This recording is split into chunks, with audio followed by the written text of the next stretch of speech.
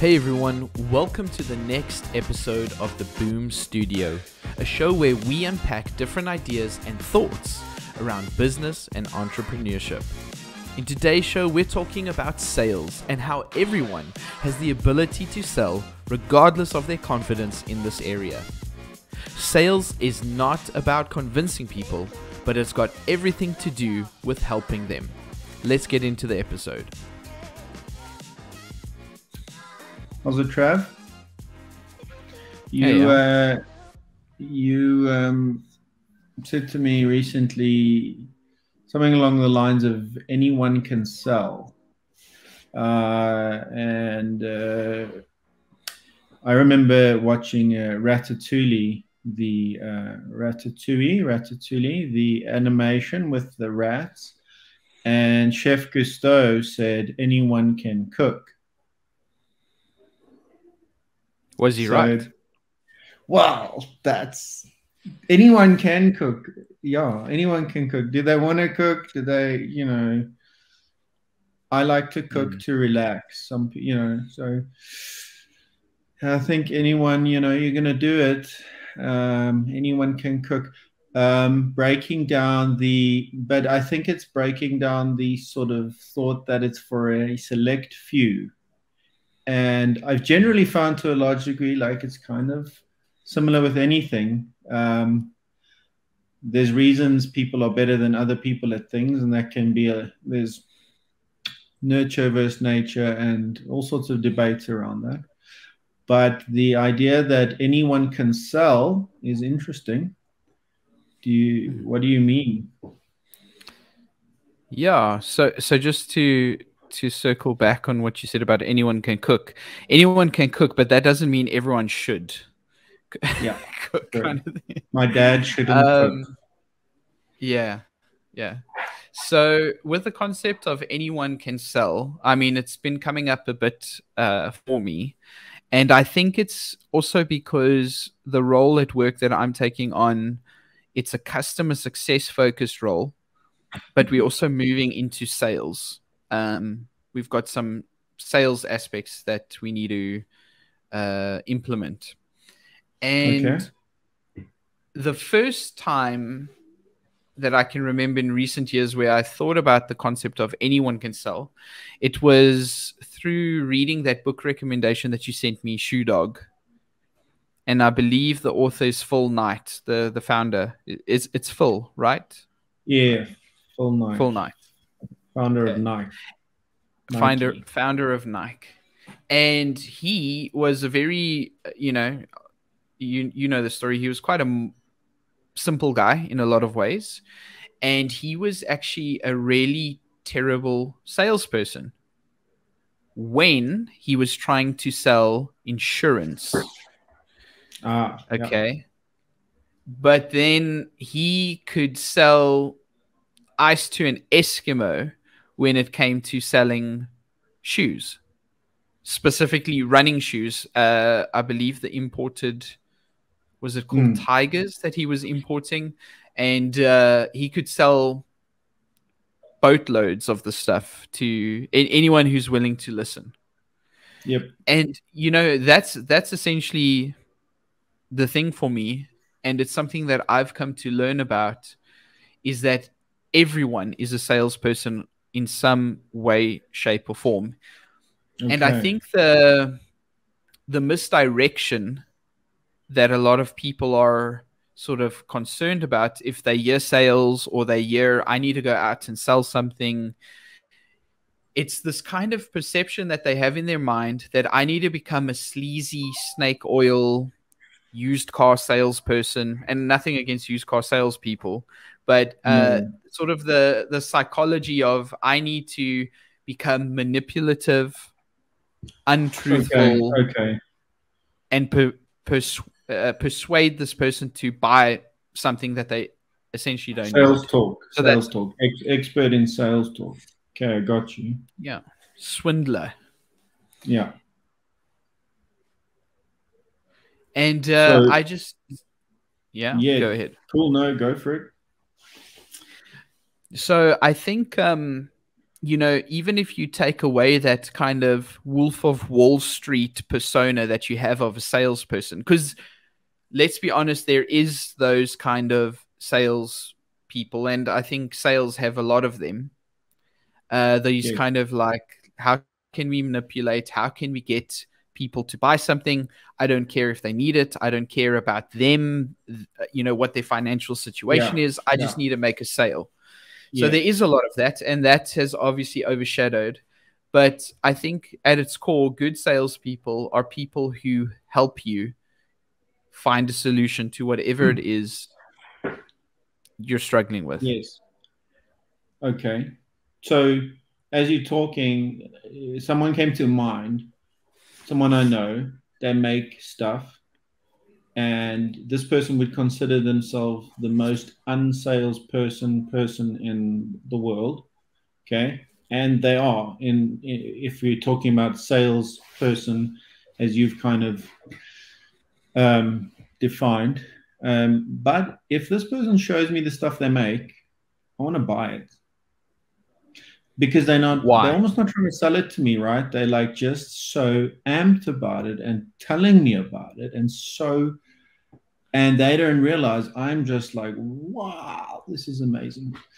And it brings to mind another thing, Seth Godin.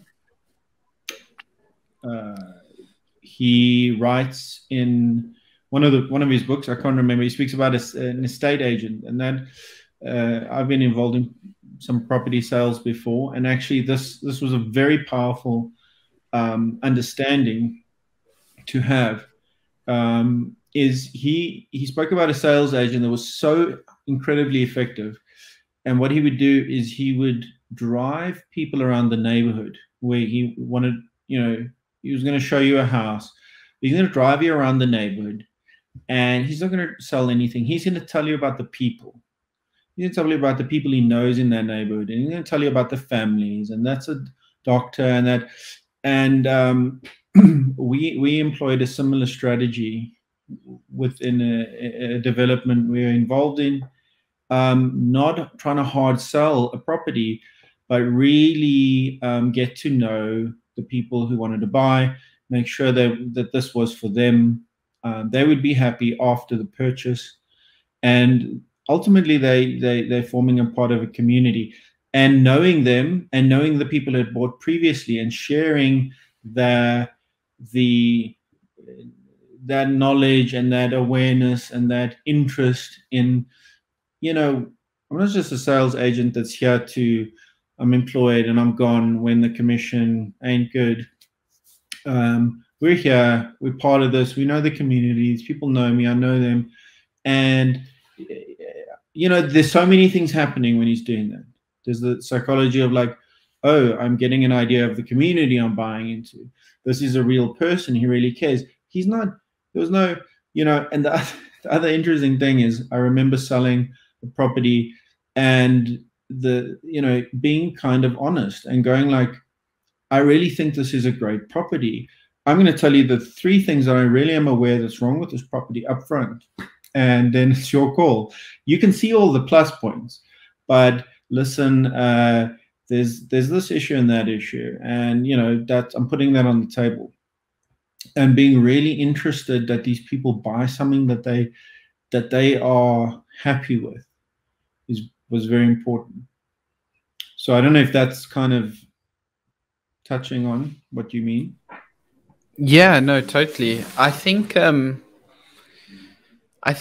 the bad side of sales comes in when companies or individuals feel pressure to sell something. So, for example, if I hire you to sell something and I tell you I'm going to pay you almost next to nothing and you're going to work on commissions only, that is obviously now putting you in a difficult situation where you have to sell just to make your bottom line to survive in some sense. Mm. And so that can obviously change your motivation quite a bit. You become someone who's less interested in finding a solution that is essentially a real good fit. Someone who needs a property to live in someone who's looking for a specific kind of property, and someone who once makes that purchase will actually be happy with it.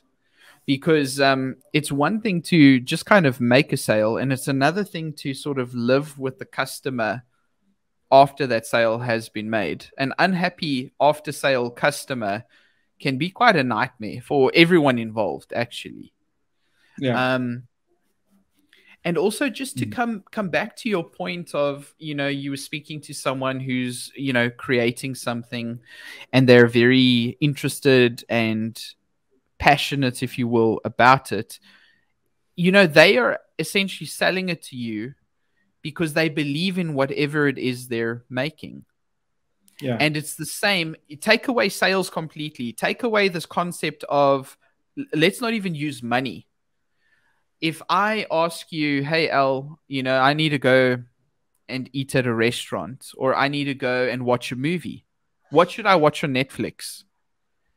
You are going to start advising me on something that you watched and you really enjoyed and you believed in, or adversely, you're going to turn me off a series that you tried and you were absolutely appalled by what you watched. Yeah. So we are actually, even in our day-to-day interactions, we selling and we are being sold to. So true. So true. On a daily basis, even between normal relationships.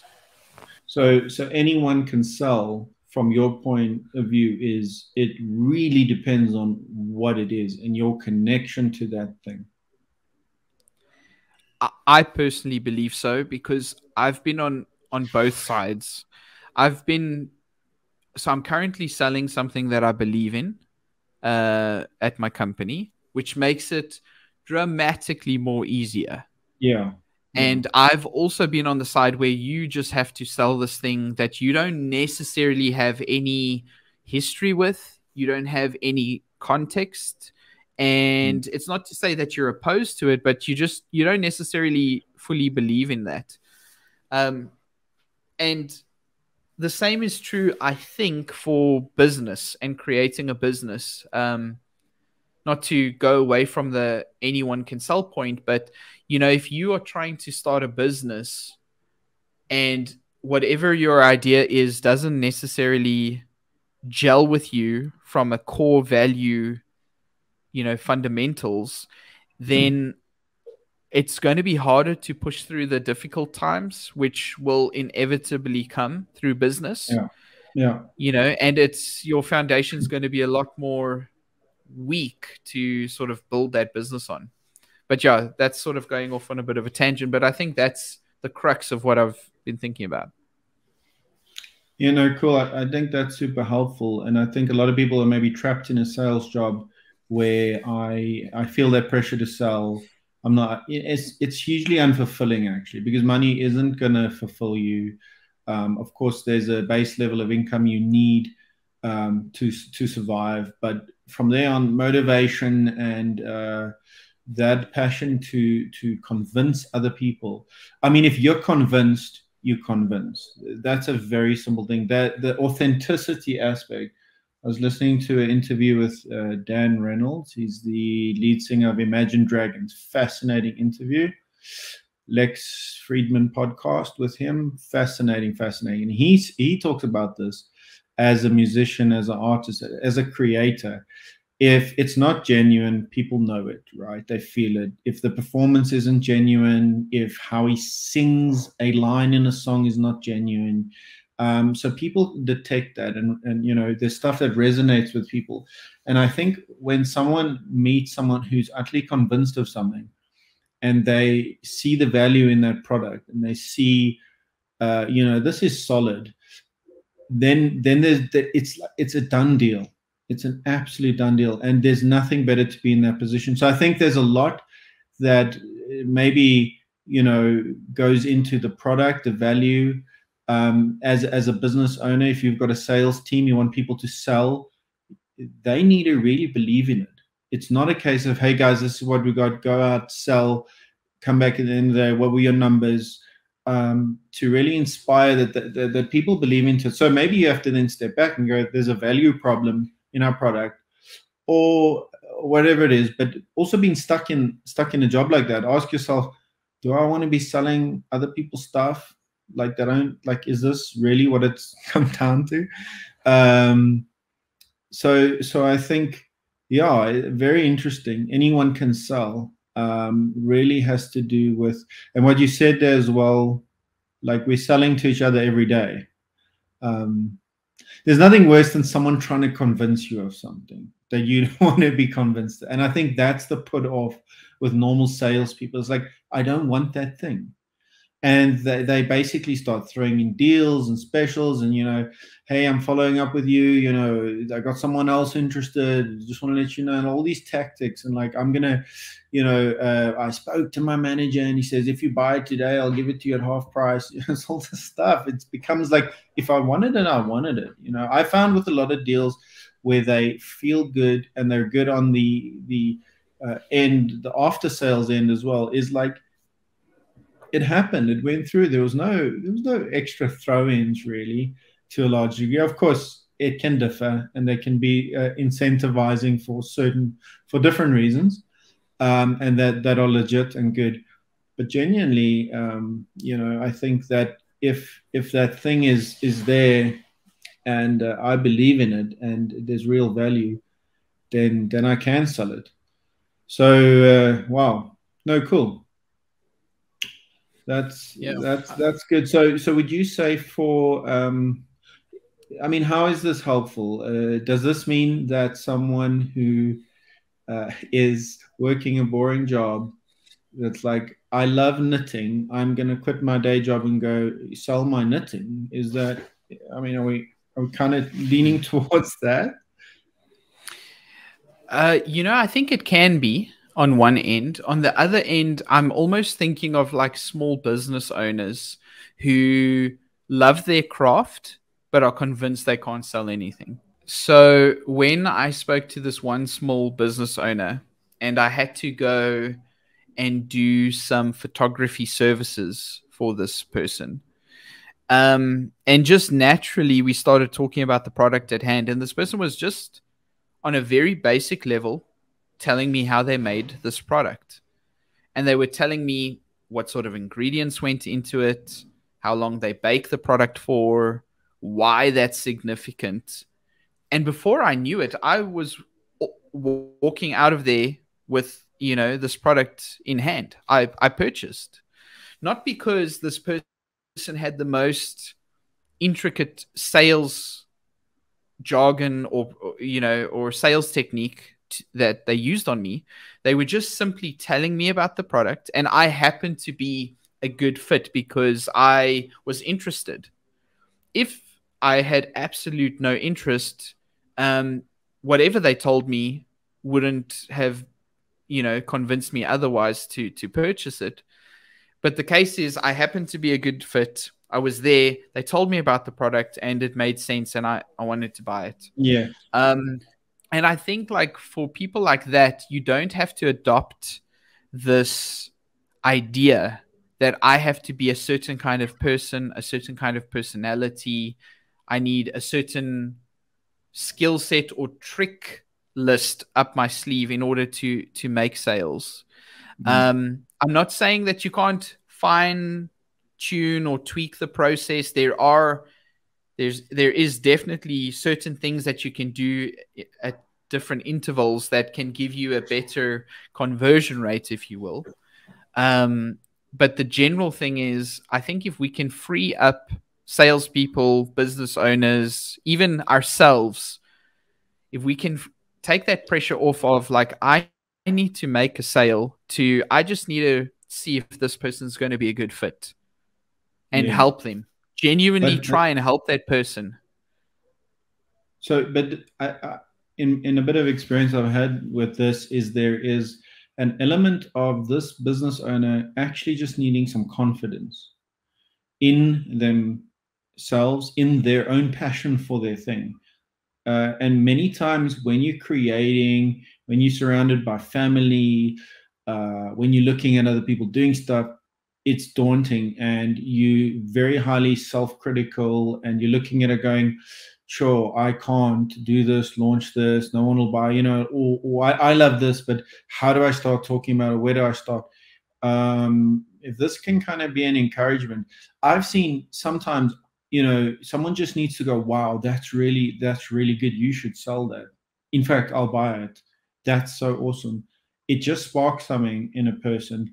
Whereas I think it's good to maybe actually look for that positive sort of input.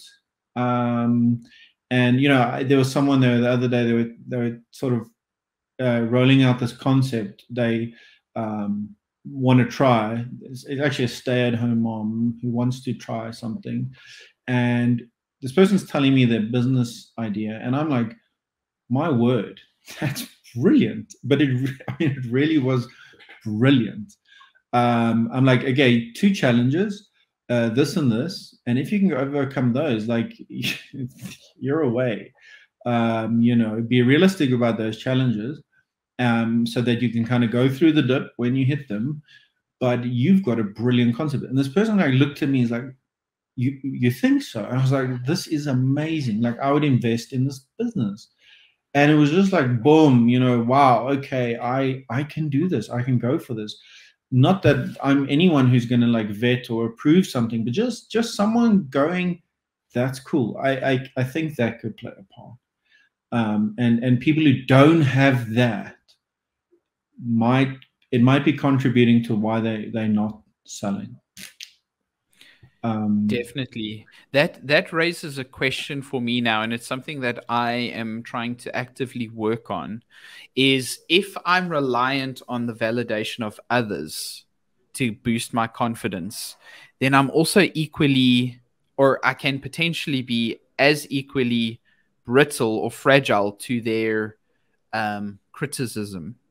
Yeah. So that is one thing it comes down to, and we've spoken about it before as well, self-awareness is so important. And I think if you can develop that confidence that you spoke about, or just know that sales is about confidence in a lot of ways. I am confident this is a good product. I believe in it. I use it. This is why you should too. Yeah. So that's also a big one. So I think you actually hit a really good, interesting point there. Confidence is a big one. And I think a lot of people, myself included, we look for sort of validation of our ideas through other people. And if we don't get them, we might actually fail to start a brilliant idea that one person decided wasn't good or was good enough. Yeah, exactly. So that's quite interesting. So in Dan Reynolds, in that interview, he said as a 12-year-old boy or younger, he went to his dad, who is actually, he was one of 9 children, I think. So his dad wasn't able to spend a huge amount of time. But he went to his dad with a song he wrote, and his dad just read it and looked at him. And the genuine way in which he said, "This is really good, son." He said, if that didn't happen, he wouldn't be a singer today. He wouldn't have continued. He said he thinks that at that point he would have just dropped it, or tried, and I think what I've seen in a lot of my interactions with different people starting businesses, I feel my role is often to genuinely voice my belief or confidence in what they're doing. It needs to be genuine. And I think I'm equally, no, that won't work. I don't think that's a great idea. There's a responsibility there to be honest. But when it's genuine and you are moved by something and you voice that to the person who's created it or doing it, it can really have a huge effect. So I think it's also a lesson, like, if someone's trying to do something, and especially as family or someone close to home, don't break it down before you really assess the value of it from an outside point of view and go, that's pretty good. That's really good if it is. And positive, constructive criticism often is understood by someone. I want this to work, without even voicing it or putting it into words. I want this to work, but maybe if you tweak that or do that, And then, so you need to learn to take that. Um, Mm. Lastly, just wanted to share when you're talking earlier about salespeople, I remember being in a position where we had to make a decision for the company I was working with if we wanted to join a certain loyalty program that was growing in the country at the time, and there were a lot of businesses getting involved and partnering, and so the sales guy came through. I mean, he was it. He was a handsome lad, and he was well groomed, and he had the right shoes, and this guy was so convincing. He was brilliant, and kind of everyone in the room was a bit swept away. And this is the greatest program, and if we're not going to be on it, we're going to be left behind. Um, and I think there's just something in me that just kicks back initially, and it's like, just hang on. So Mm. I was kind of like, afterwards, I was like, um, it's cool. There are some benefit to this thing. I'm not totally convinced by the product, but if it's going to be a growing thing that we need to be part of, then we can consider it. But I was like, let's base it on this. If that guy is still there in 2 months' time, working at that company, we go for it. If he's not there in 2 months' time, we ditch it. Because then everything he Mm. told us is not true. Because he was saying things like how fully committed, how long term his career, this is the brand, this is the product, he's there, I mean, he sounded like the owner.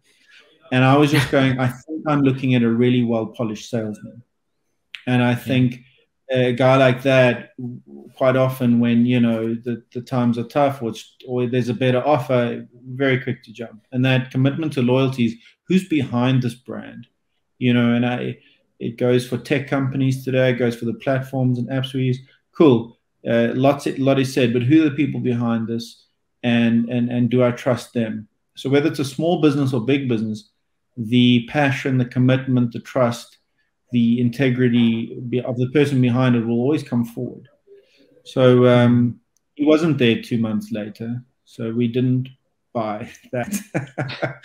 And I'm cool because I think that whole program failed in the end. So Yeah. cool. I think just to wrap up this episode, I think like what I've been noodling on is, so everything we've spoken about up until now, anyone can sell. It's all kind of, for me at least, this is for me. There are those salespeople out there that enjoy the game of selling, and that's cool. Some people, Yeah. maybe it doesn't actually matter what they sell. They just want to, for them, their motivation is it's that game of getting customers, and that's fine. That's 100%. Okay, so But they like the for me, game. Their passion is the game. maybe the game. How many people can Give I me something. Give close? me And something it's to not sell. I'll necessarily, sell it. Cool. yeah. And Mm. I can appreciate that as well, because there is that dopamine hit when you make a sale. It's And there kind is of an cool. element of Something craft. There is an element of craft to that in itself. So like let's not 100%. totally, make it, there is in good sales, there is craft. Cool. Yes, there's craft. Again, not talking about manipulating people negatively, but maybe you have a No. okay product and you've got a polished pitch that works. That's Mm. all strength to you. Well done for that. But I think for me, what's becoming more and more important is to find that authenticity where, if I want to build a business, if I want to sell something, if I want to deal with a certain customer, I want to believe in that thing that I'm selling, working with, building, because it's just important for me to have that kind of, it must be a real foundation that I'm working on. And that Yeah. real foundation is something that is very unique to me in some ways. That's what's important to me. Maybe it's not like that for everyone, but I think that's something that I've known about it for a long time, but it's something that is becoming more and more apparent. And I know that's also why I chose to work at the company I work for, because I wrote a list down when I was looking for jobs about a year ago. And I was like, these two companies. There was two companies that I personally use and believe in the product on a daily, weekly, monthly basis. And that was important to me. It wasn't about just finding anything. I needed to work with something I personally believe in. And so, yeah, I think if you are like that, then don't try and go and sell pencils and paper if you don't necessarily want to. Sell something that you believe in and that you use. Cool.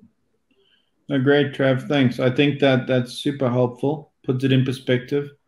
Anyone can sell is an interesting title, and to unpack your perspective on it, I think is certainly helpful, and will give confidence to people who are doing stuff, and there's value, and they just need a bit of a boost to be okay with, this is what I do and I love it and that's my thing, and I might not be so good at studying something else, but that's cool.